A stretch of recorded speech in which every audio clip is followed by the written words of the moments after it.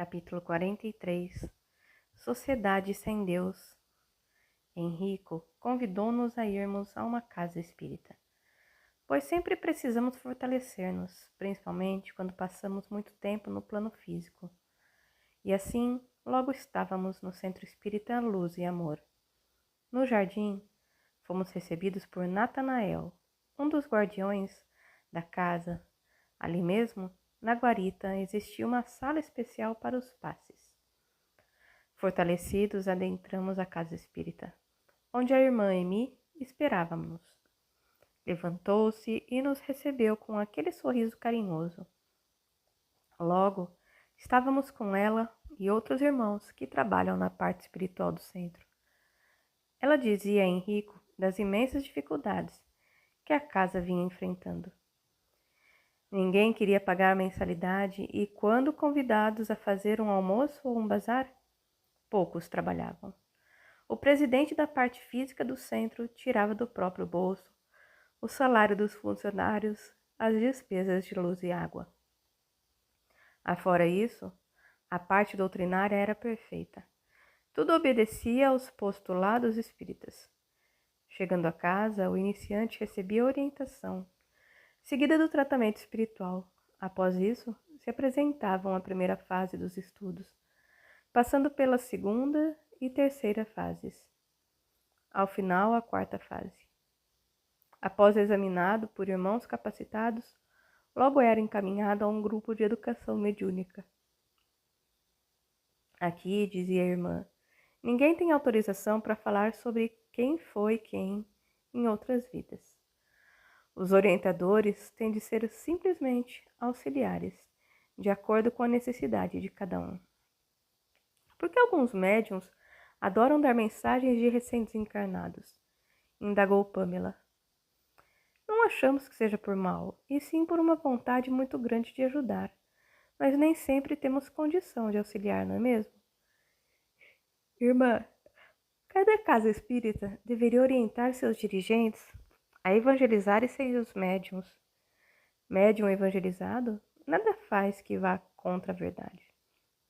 Como sabemos, o espírito recém-desencarnado fica muitas vezes em estado perturbador, demorando a voltar ao normal, a não ser quando o espírito tem conhecimento da morte, principalmente se tratando de morte violenta.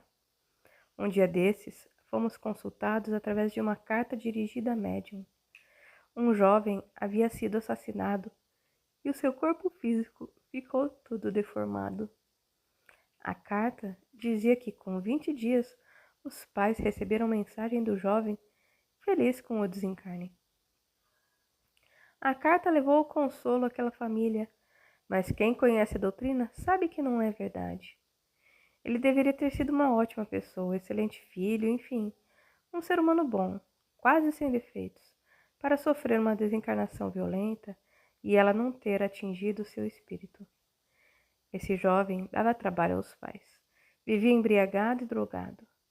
Só levava desespero para sua família. Como de uma hora para outra sofrera uma transformação apenas porque desencarnou. É difícil de aceitar, né? A irmã sorriu. Ainda se fantasia muito a morte, Luiz. Ela nada tem de fantástico. É um fato corriqueiro da própria vida. Só quem vive corretamente no corpo físico sabe desencarnar bem.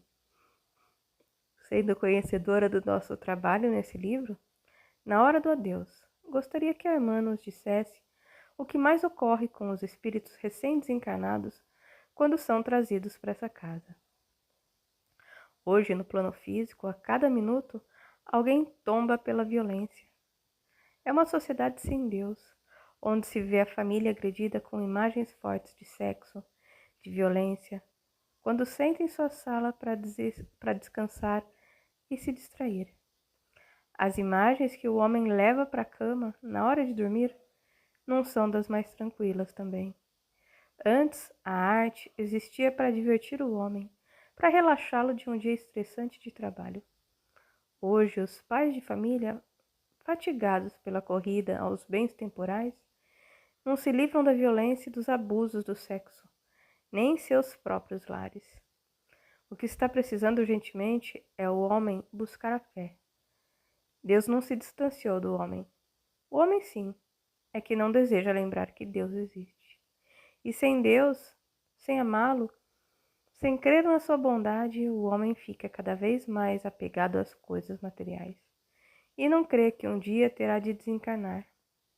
Quando isso ocorre, a perturbação se aloja em seu espírito materialista e esse sofre por demais. Deixar a casa bonita, o poder, as viagens internacionais, os hotéis de luxo, as joias, os cartões de crédito, todas essas coisas fazem dele um prisioneiro da carne e do desespero. A doutrina espírita, irmã, ensina aos seus adeptos a caridade. Sem a renúncia dos bens terrenos, não existe evolução. Não se concebe um espírita avaro, não se concebe um espírita orgulhoso. Luiz, tem razão.